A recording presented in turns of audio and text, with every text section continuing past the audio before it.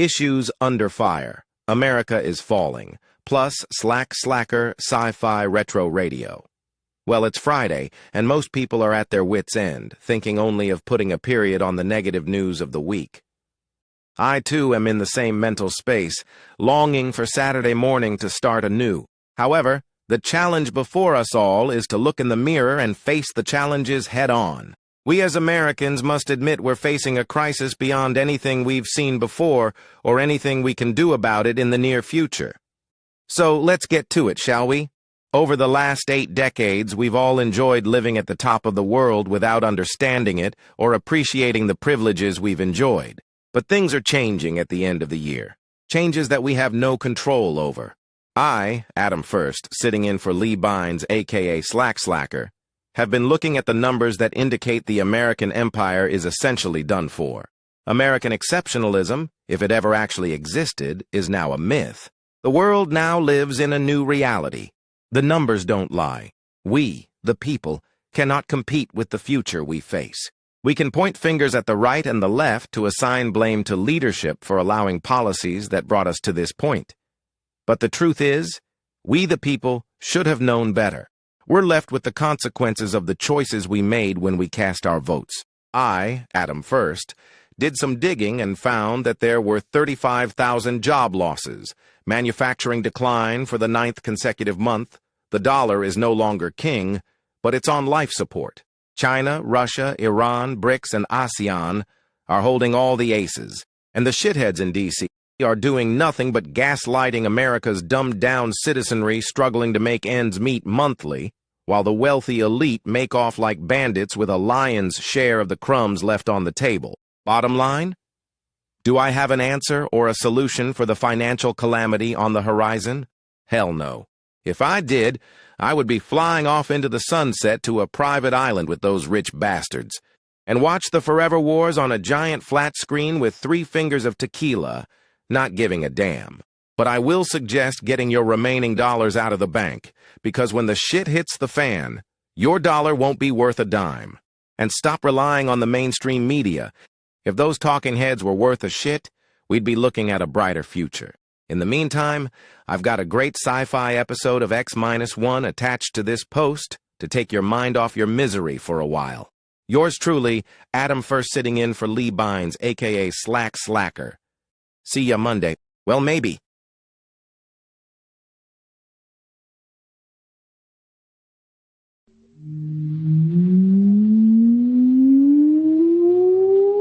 Countdown for blastoff. X -5, -4, -3, -2, X -1. Fire!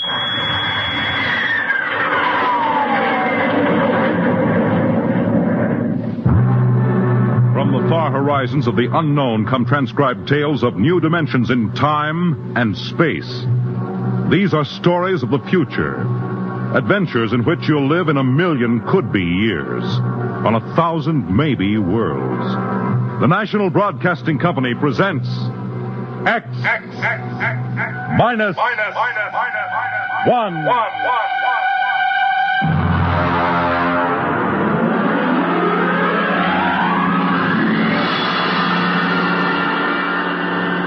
Tonight's story, Mars is Heaven.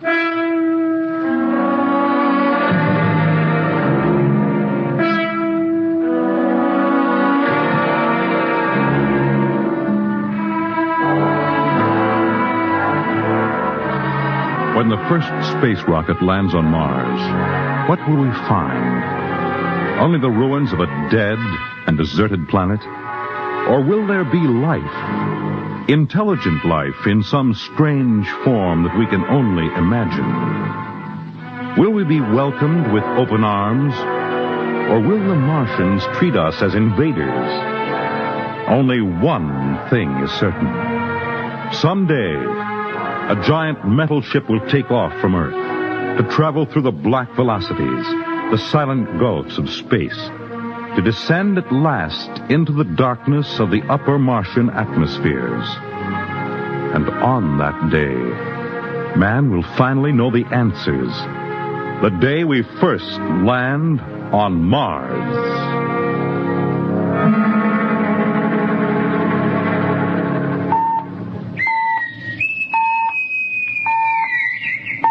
Now hear this.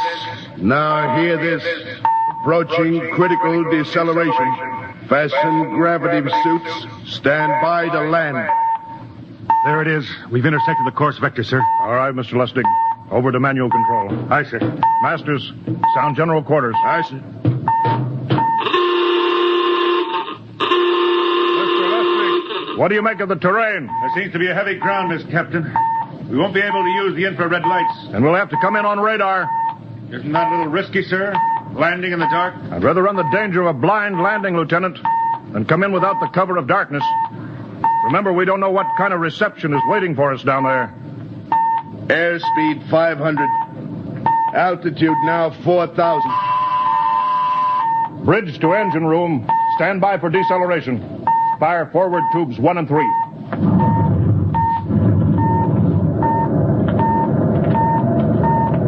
Steady as she goes, Mr. Lustig. As she goes, sir. Airspeed 100. Altitude 1,000. Radar indicates a level stretch dead ahead, sir. Skids down. Skids check. Altitude 500. 4. 350. 3. Up a point now. All right. Let's set her down.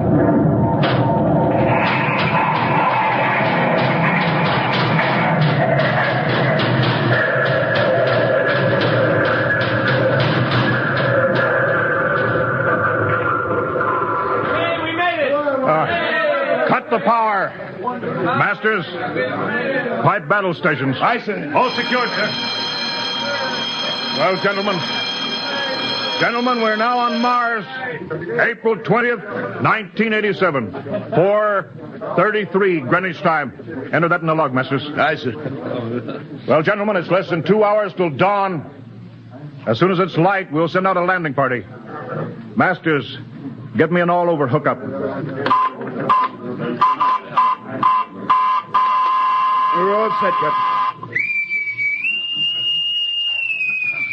Now hear this. All right, men. The smoking lamp is lit. Well, we're on Mars. The first man shipped from Earth to land here. We don't know what we're going to find or what dangers we may face. We're 17 men on an alien world, and it's up to us whether we ever get home again. The next few hours should tell the story, and I want instant obedience to all commands. I'll court-martial the first man who doesn't jump to when he's ordered. And one other thing. We may be on Mars, but this is still a United States naval vessel. Officers will conduct a personal and weapons inspection in 1 hour. That's all. An inspection, Captain? Now?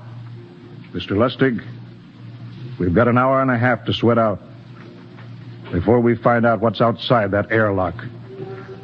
I'd rather have a man worried about his stripes than about what's waiting outside on Mars.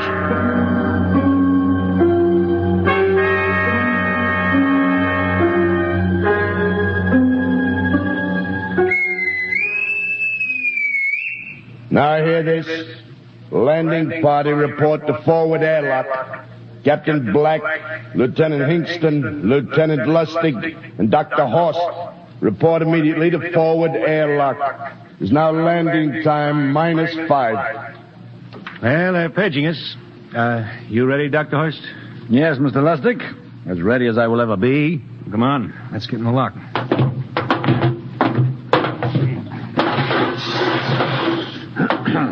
Hingston, Lustig, and Horst reporting in the airlock. Very well, sir. The captain will join you. 4 minutes to go. At least the captain would get here. What difference does it make? I just want to get it over with, that's all. Anybody got a cigarette? Yeah, I think you're smoking too much, Lieutenant Lustig. Are you nervous? I offer you, Horst. Wondering what's hidden outside underneath that ground mist? I've been giving it some thought. It'll be very interesting to find out. A very unusual planet, Mars. Why? It has an atmosphere. A wonderful thing, an atmosphere. Where you find one, you find life. You mean Martians? What do you think they'll look like? Who knows? Intelligent life can take many forms. You mean they may have green skins and eyes on stalks or something? The comic book conception is possible, of course. Or they may have developed far beyond us. Perhaps they have a science that can produce weapons far more dangerous than our atomic missiles. You think we may have to fight our way out? After all, we are invaders. Now hear this. Landing time -2. All right. We heard this. You know what I'd like to find outside that airlock? Good old Illinois. Ever been there, Lustig? Only Chicago. Well, you ought to see my hometown. Green lawns, big white houses. Sounds like my hometown. My grandmother used to have one of those iron deer on the lawn. Every Halloween we'd paint another color. One time we painted it black and white like a Holstein cow. Where does your family live, Dr. Horst? I have no family. When I was a child, they were gassed to death in the Dachau concentration camp. Tough. No, it has its advantages. I have no ties on Earth. Nothing to lose now. I imagine I'm the only one on board who is free to enjoy our present peculiar position. All right, Masters, you can button it up now. Aye, sir. Well, gentlemen, check your sidearms. In 1 minute, we'll be the first men to set foot on Mars.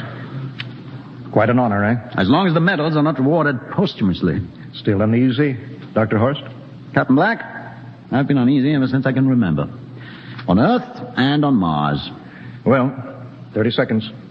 Give me the intercom phone, Lustig. Yes, sir. Masters? Aye, sir. Battle stations are to be manned till we return. If we're not back in 2 hours, I want no rescue party sent out. Blast off and save the ship, you understand? Aye, sir. All right. 5 seconds. 4, 3, 2, 1. Lustig, open the outer airlock. Aye, sir.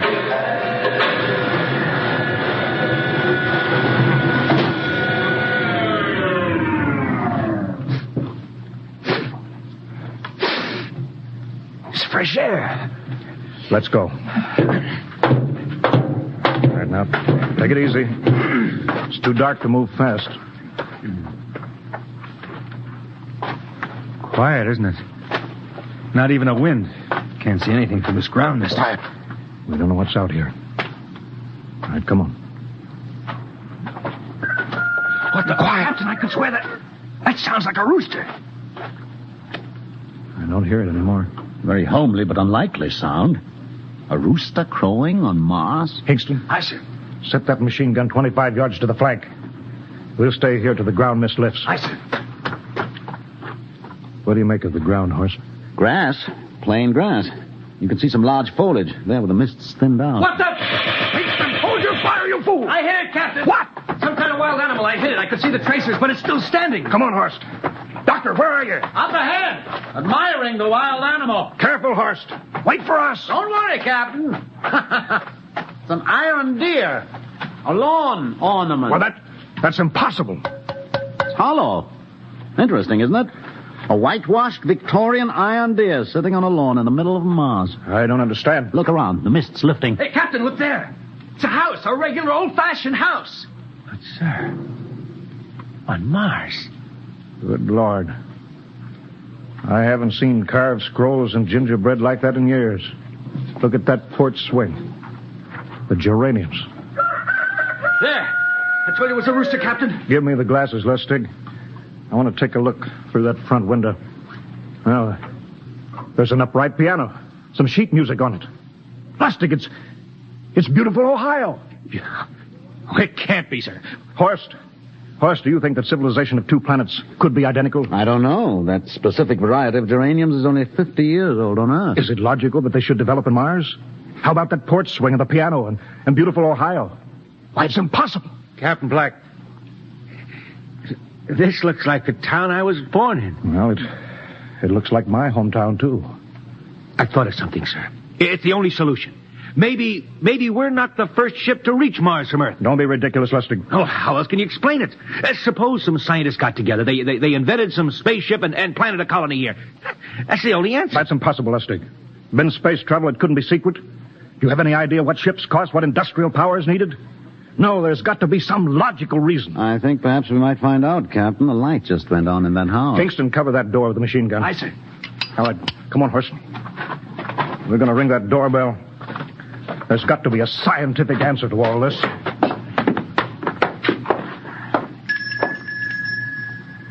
And there's something moving in there. Stand back, Horst. Give me a clear shot. Are you sure a bullet can stop a Martian? Steady now. Can I help you? If you're selling anything, it's much too early. No, wait just a minute. What town is this? What do you mean? Are you census takers? No. We're strangers here. We want to know how this town got here. Is this a game? No, it's not a game. We're from Earth. From where? From Earth. Do you mean out of the ground? Are you sure you're feeling well? Madam, we came in a flying ship across space. We're from the third planet Earth. This is Mars. Now do you understand? Mars. You go away now, you hear? I'll call my husband from upstairs and he'll chase you. Go on. But this is Mars, isn't it? This is Green Lake, Wisconsin, in the United States of America. Bounded on the east by the Atlantic and on the west by the Pacific. Now go away. Goodbye. Horst, do you suppose it's really possible? I've got to find out more about this. I told you I'd call my husband. Now you go away. You've got to tell me one thing first. What year is this? Year? 1928, of course. For goodness sake. You hear that, Horst? And we know it's 1987, and we know this is Mars. Horst, is it possible that we got fouled up, made some tremendous blunder, circled around, and landed back on Earth? In 1928? Well, maybe some switch in time or dimension. Could we have shifted somehow, gone backward in time? Oh, Horst, this won't hold water. It's not logical. We checked every mile. We went past the moon, out into space. We're on Mars. Lustig out at point. Hingston in the rear. Keep that gun at half load. Aye, sir. Horst, there's got to be some cold, logical solution. Captain. What? That house down the street, the white one with the green shutters. Lustig, what's the matter? I never thought of... Thank God! Lustig, come back here. He's running for that house. That crazy fool, after him, quick. Lustig, stop! Come down off of that porch. Grandpa! Lustig, what the devil do you think you're doing? Albert! Grandma, Grandpa, it is you. Lustig, what is going on here? Albert, it's been so many years. How you've grown, boy. It's so good to see you. Lieutenant Lustig! Oh. Captain, Grandma, I want you to meet my friends. This is Captain Black. Captain, I want you to meet my grandfolks. Howdy. Any friend of Albert's is a friend of ours. How long have you been here, Grandma? Oh, a good many years, ever since we died. Ever since you what? Oh, yes, sir. They've been dead 30 years. What? Oh, now, don't you trouble yourself. It's all right. We're alive again, that's all. Do you mean to tell me that Mars is heaven? Oh, nonsense, no. All we know is here we're alive again. And who are we to question God's infinite ways? Well, Lustig, we're going back to the ship. But, Captain, I want to talk to my grandfather. Lieutenant Lustig, I don't like any part of this. You'll come back with us if I have to club you and carry you. Aye, sir. Now, let's go. Heaven only knows what they've run up against back at the ship.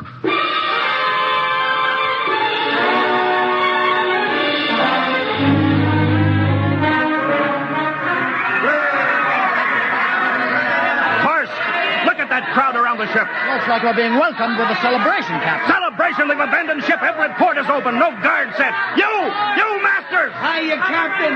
Meet my old dad. Dad, that's Captain Black. He's not a bad guy for an officer. Hingston! What's it? Bring that band back. Use force if you have to. Oh, excuse me, sir. There's my Uncle George. Hingston! I'll be right back, Captain. Uncle George. What the devil is going on here? Understand, sir? They've all found friends and relatives. They're all here. You're right, Captain. I've found it. The whole crew's out in the crowd. But I gave orders. Definite orders. You don't understand, Captain. I understand mutiny. I don't care how many relatives show up. I'll have discipline. Johnny! What? Johnny, you old son of a gun! It's you. Edward. Yes. It can't be. Oh, of course it is. Johnny, Ed. you old... Ed. Dr. Horst. This is my brother, Edward. How do you do? Hello, sir. It's wonderful to see you, Edward. Look, I've got to get back to my ship. Oh, Johnny, wait. I almost forgot. Mom's waiting at home. Mom. Yeah, and Dad, too. Mom and Dad are alive? Then you're real, Ed. Well, of course. Don't I feel real? How's that, huh? Why, Ed! We've got lunch for you, Johnny. Mom's making corn fritters. Dr. Horst, haven't you found anybody? No, Captain. I have nobody. Oh, then you come on home with me, right, Ed? Why, sure. Horst, you wouldn't believe it, but it's been 35 years since I had Mom's corn fritters. By George, 35 years.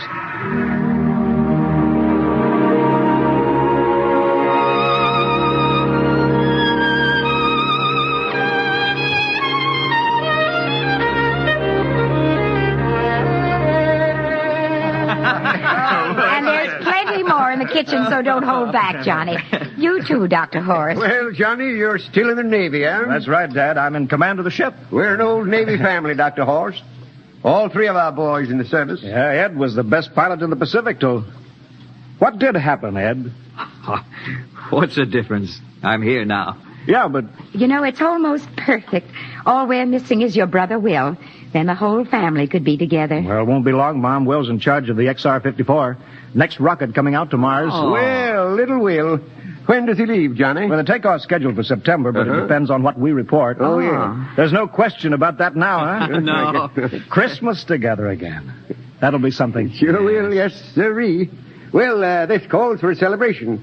How about a little of the old dandelion wine, eh, Johnny? Now, Father, don't you go giving Johnny too much wine.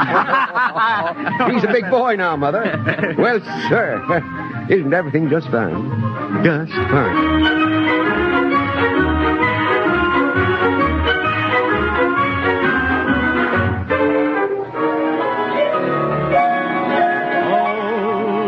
I'll be melancholy.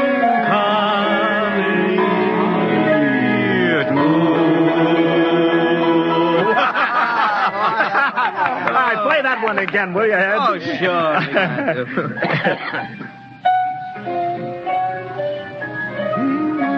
Well, Dr. Horst, what are you doing sitting over here alone? What do you think of my little family? Very nice. You know, I can't understand why you didn't find any folks here, Dr. Horst. It's just a shame everybody else is so happy. Well, I never remembered my family, Mrs. Black. All I know is they were gassed at Dachau during the Second World War. When I was liberated, I was in delirium 3 months. I cannot remember anything before then. A psychiatric phenomena. Well, that's terrible. Isn't there anything anybody can do? I don't want to remember. I have not had a pleasant life. I prefer to be free of emotional entanglements. They interfere with a scientific approach. Oh, I'm sorry, Dr. Horst. Oh, I'll get it. That's our ring, long and 3 shorts. I remember that. Well, maybe we'd better call it a night. You must be getting tired, Johnny. I'd better be going back to the ship. Nonsense. You stay the night. We insist. I just couldn't rest thinking of you all alone on that ship. I'll be all right. Well, good night. Oh, wait a minute, Dr. Horst. That phone message was for you. Me? Yes, that's right. A message from Anna. Anna? I don't... Well, there, she must be an old friend. Isn't that nice? I don't... You sure it was for me? I don't remember any Anna. Well, she asked if you were better. Perhaps she's someone who knew you at Dachau. Anna? She said she's coming over here first thing in the morning. So you'll have to stay over. Yes, Well, but... that settles it, then. You stay here, Horst. You can bunk with me in my old room. Yeah, but Johnny, we thought you'd like to be with Edward. So you could talk the way you used to. Well, we can't put Dr. Horst on the daybed. I think we better share the room tonight. Be plenty of time for talking, Ed. Yes, I guess so. I suppose I better drop back to the ship. You know, Ed, security check. What, why do you have to do that here? I don't know, Mom. There's no good reason, I guess. Well, suppose we skip it tonight, huh? Well, good night, everybody. Oh, it's good to have you home, Johnny. It's good to be home, Mom.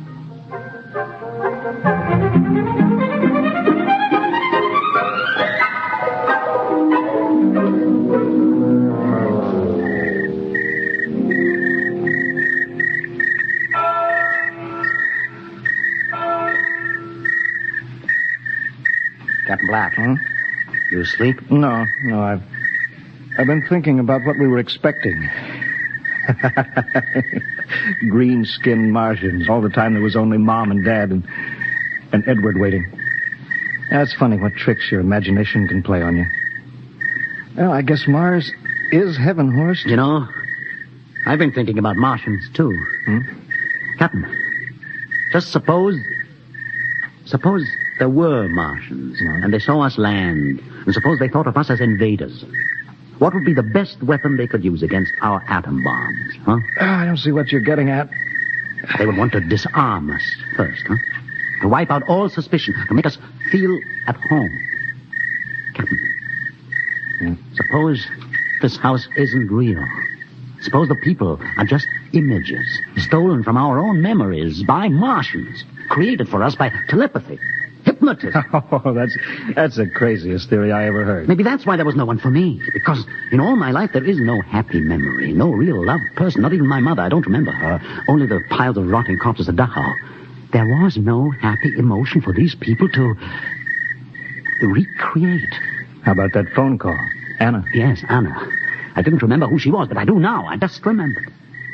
When I was freed from Dachau, sick, delirious, I raved about a wonderful, kind nurse named Anna that took care of me. Well, there you are. It's logical. She's coming to see you tomorrow. But there was no Anna. I'd been nursed by a man. What? Anna was only a dream.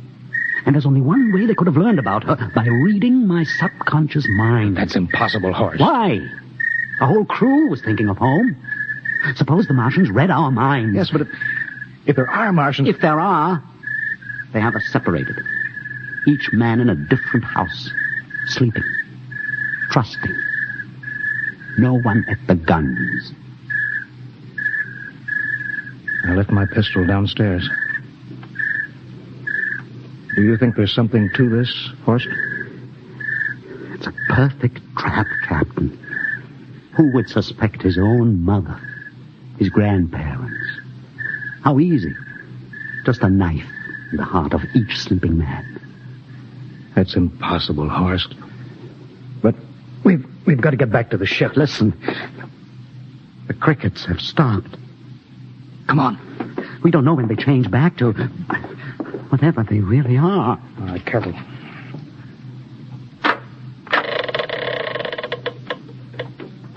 Where are you going, John? Ed, we wanted a drink of water. That's all, Ed.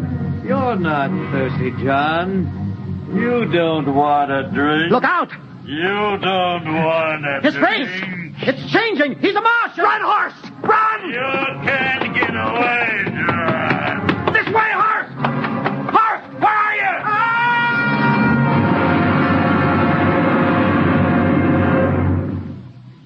Hello? Hello? Can you hear me, Earth? This is Captain John Black, the XR-53 calling from Mars. I've locked myself in the ship, but they've crippled it. I can't take off or fire the guns, and they're coming for me now, the Martians. I'm all alone here. All the rest are dead. Hingston, Lustig, Dr. Horst. Poor Horst, he didn't even reach the door. Listen. They're trying to break through the hull. Edward and Mom and Dad and all the folks, but they're changing now. They're melting and changing back into... They're Martians. Can you understand? Martians, not men. They make us think that Mars was heaven and we fell into the trap. Can you hear me, Earth? You've got to stop the next rocket. Listen, tell my brother Will. Tell my brother not to come. They'll trap him too. They'll kill them all. Hello? Can you hear me, Earth? This is John Black on Mars. Hello, Earth. This is John Black on Mars. Hello, Earth. Hello, Earth.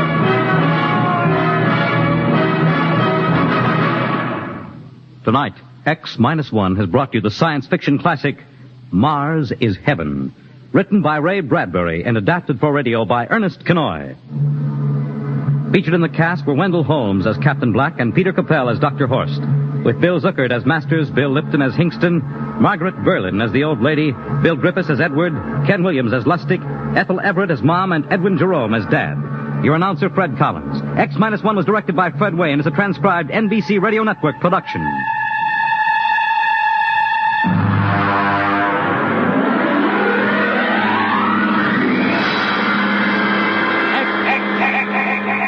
Minus one.